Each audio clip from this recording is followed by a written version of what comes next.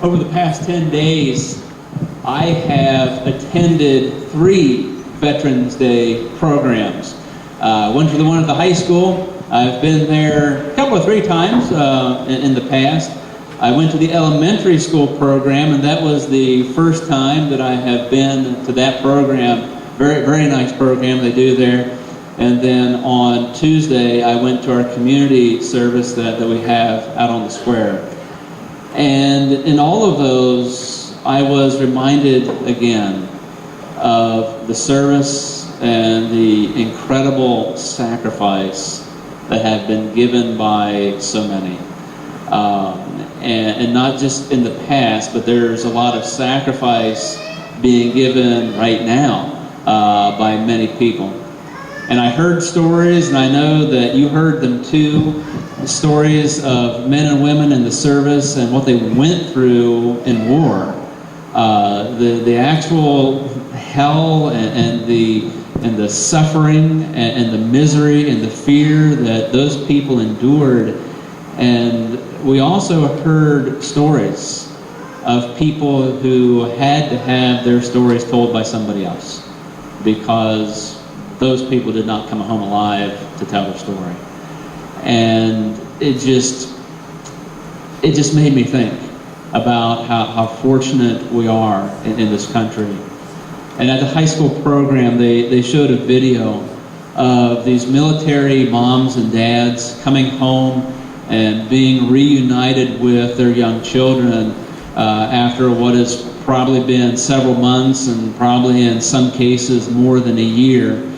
And some of those meetings were surprise meetings. Those kids were not expecting to meet their mom or their dad, and so to just watch just situation after situation like that. I mean, they had probably 24 like that, and it was just very moving to me as a parent to see those stories unfold, and being that far away from your family and your children for that long, and really living with the fear that maybe you won't come home, that maybe you won't see them again, at least not in this life.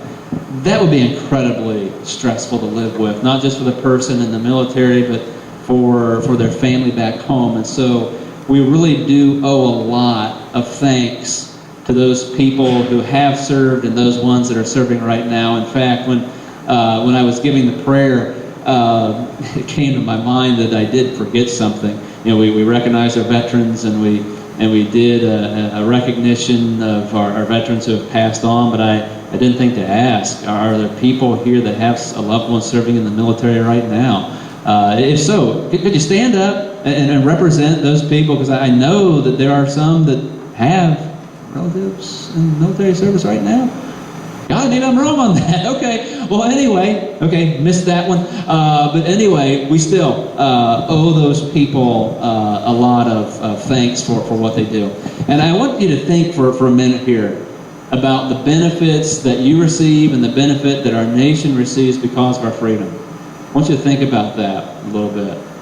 And for myself, as I have thought about that this week, I've been reminded of the fact that I have 3 daughters. All of whom have been or are at this time very involved in the arts, very involved in band, choir, also involved in sports. And for me as a dad, there are a lot of great memories connected with those things.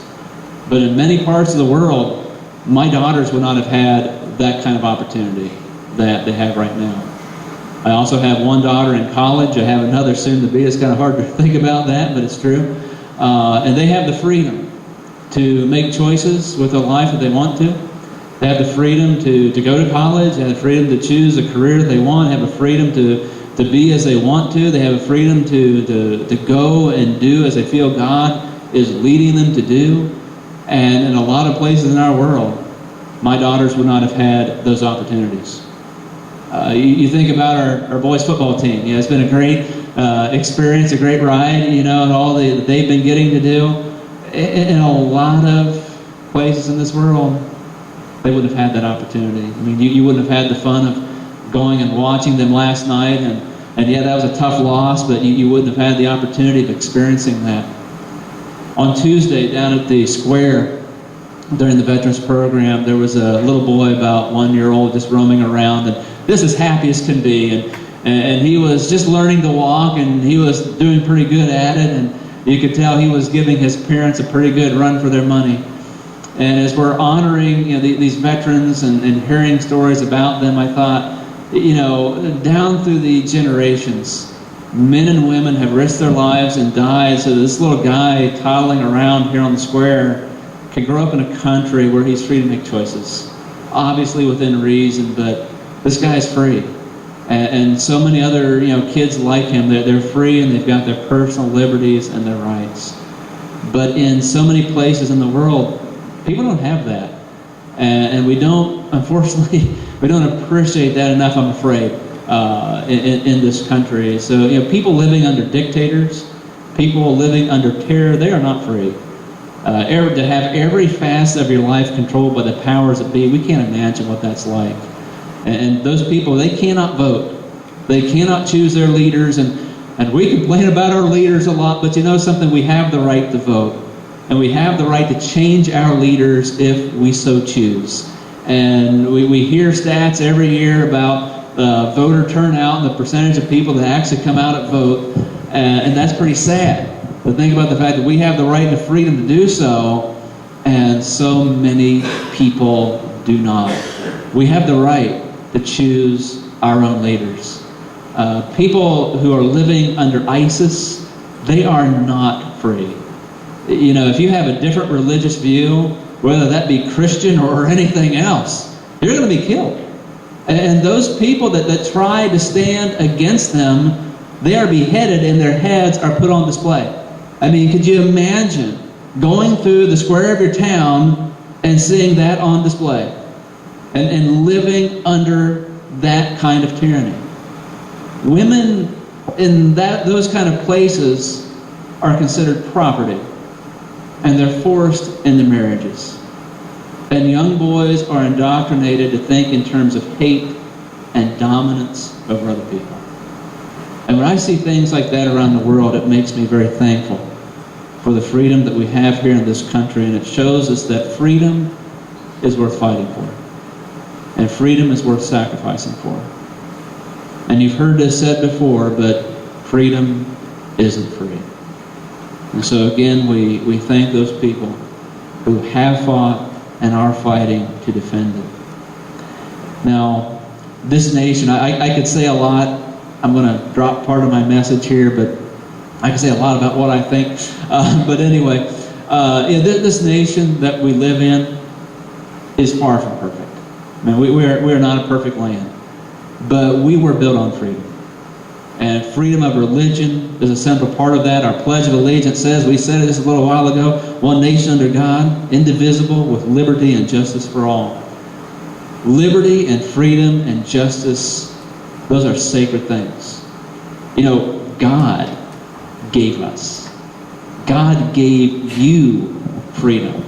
And so that liberty, that is a godly design in the design of our nation. But God took a big risk in giving us a free will.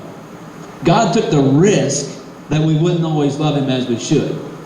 God took the risk that we would take our blessings and then go and do our own thing and forget about God. God took the risk that we would take everything that He made good and we would screw it up. And we've done, a pretty good job of doing that. We've done a lot of that. God could have programmed you, God could have programmed all of us to always do the right thing. But God chose, or God actually wanted you to choose to do the right thing. God wanted you to choose for yourself to love Him and to serve Him with your life. But in that freedom that God gave to us, we haven't always done the right thing. Unfortunately, quite often we have not done the right thing. And yeah, we have screwed up a lot of things that God made for good. That is true individually. That is true collectively as this nation. But men and women have died for that freedom.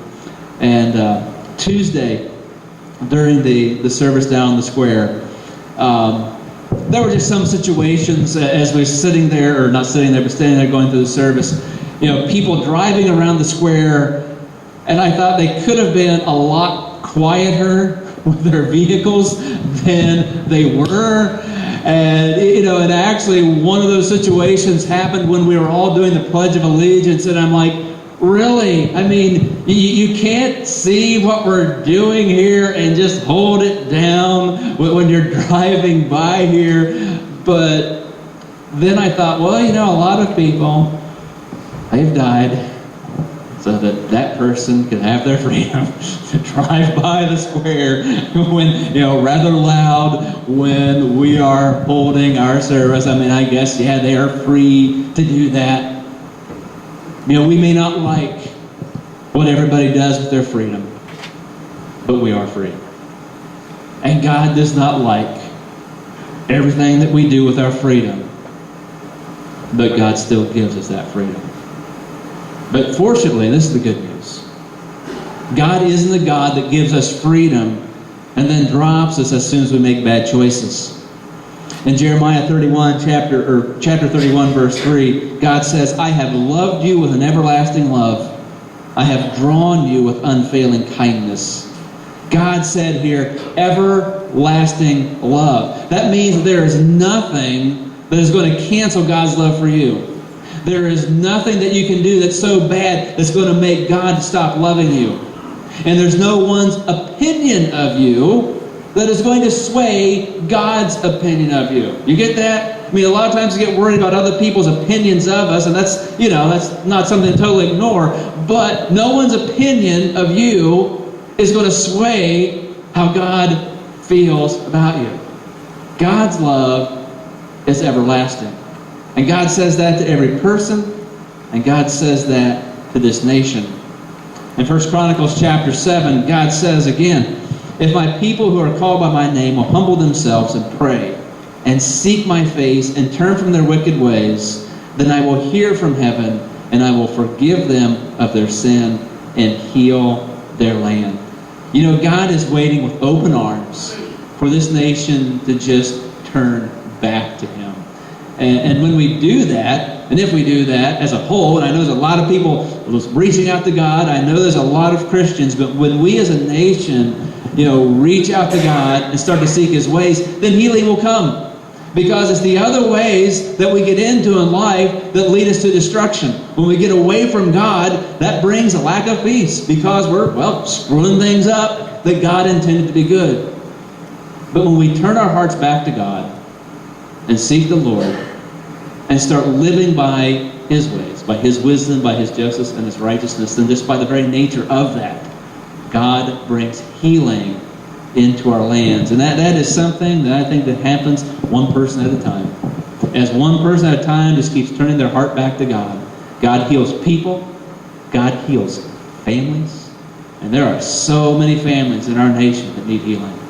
But God brings healing to families and communities and to our nation. And so just as I am thankful for men and women who have sacrificed so much, and in some cases, everything. Just as I am so thankful for that, I am so thankful for a God that loved us enough to not just give us the freedom to choose, but also loved us enough to send His Son to die for us, and love us enough to embrace us when we turn our hearts back to Him. Let's take a moment and go to the Lord in prayer and give Him praise.